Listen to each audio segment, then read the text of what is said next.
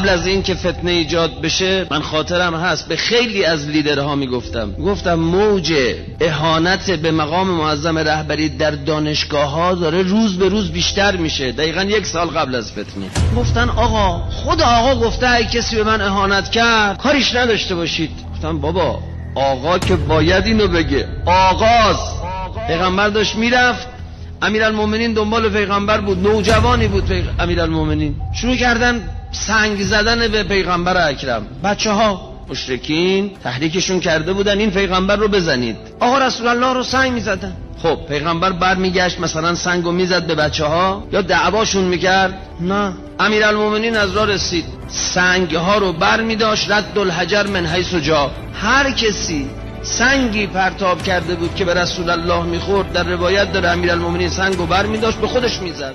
پیغمبر فرمود علی جان چیکار میکنی؟ فرمود هر کسی به شما سنگ میزنه سنگو به او برمیگردانم. رسول الله نفرمود نکن علی.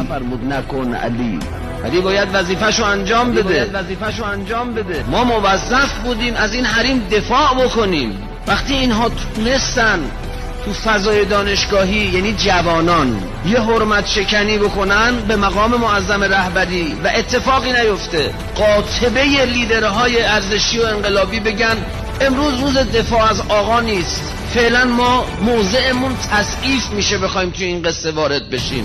نتیجه چی شد؟ دشمن پا رو فراتر گذاشت، رفت به اهانت به امام حسین وارد شد. کی میخواد این خسارت رو جبران بکنه؟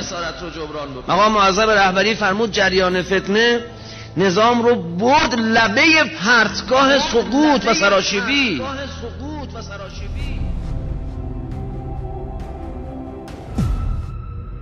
اینجا مرکز مقاومت است.